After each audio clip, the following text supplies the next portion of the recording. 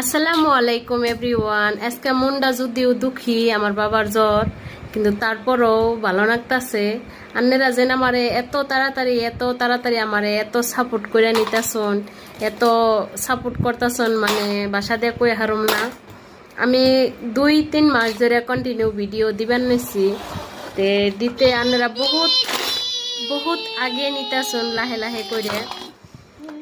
আমার আর 3টা সাবস্ক্রাইবের বাকি আছে, তাই 1K সাবস্ক্রাইব করে হবো।